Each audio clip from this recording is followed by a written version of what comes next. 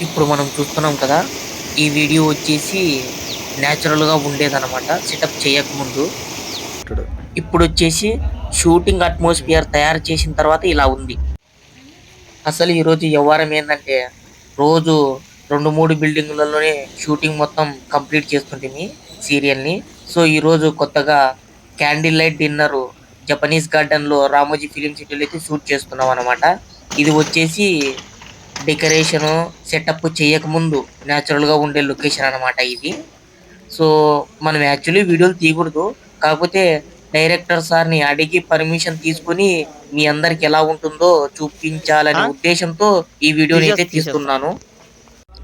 మెల్లగా. చూశారు కదా మీరు ఇంతకుముందు ఎలా ఉండెనో లొకేషను. కానీ ఇది వచ్చేసి షూటింగ్‌కి ఎలా లొకేషన్ అయితే సరిపోతదో బ్యాక్‌గ్రౌండు, ఈ లైటింగు, సెటప్పు ఏదైతే సెట్ అయితదో ఆ అట్మాస్ఫియర్‌ని తయారు చేసిన తర్వాతైతే ఇలా ఉందన్నమాట లొకేషను. ఈ సీరియల్ వచ్చేసి 'ఝాన్సీ' డైలీ సీరియల్ అన్నమాట. ఈటీవీలో టెలికాస్ట్ అవుతుంది. మీరు కూడా తప్పక చూడండి. చాలా బాగుంటుంది. ఈటీవీలో చాలా సీరియల్స్ వస్తాయి. సో, ఈటీవీలో వచ్చే అన్ని సీరియల్ల కన్నా రేటింగ్‌లో సిటీలో కావచ్చు, పల్లెటూర్లలో కావచ్చు, రేటింగ్స్ వచ్చేసి ఈ 'ఝాన్సీ' సీరియల్‌కే ఎక్కువ ఉందన్నమాట రేటింగ్.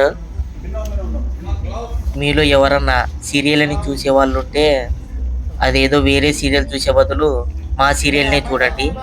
మా సీరియల్‌కి రేటింగ్ అన్నా పెరుగుద్ది కాస్త.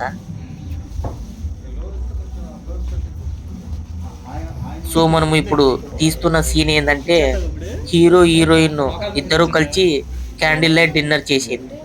మీరు జస్ట్ వీడియోని మాత్రమే చూస్తారు. కానీ ఈ వీడియో వెనుక ఉన్న కష్టమైతే మీరు అసలు చూడరు.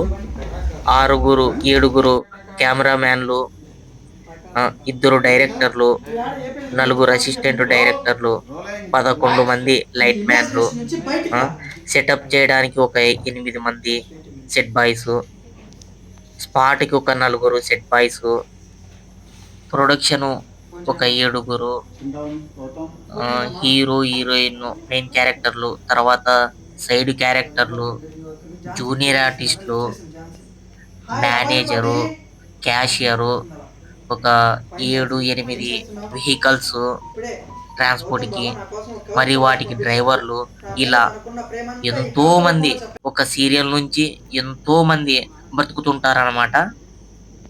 ఒక ఔట్‌పుట్ బయటికి రావాలంటే ఎంతోమంది, ఎన్నో డిపార్ట్‌మెంట్లు అది సినిమా కావచ్చు, సీరియల్ కావచ్చు, ఎన్నో రోజులు కష్టపడితేనే ఒక ఔట్‌పుట్ అనేది బయటకొస్తుందనమాట.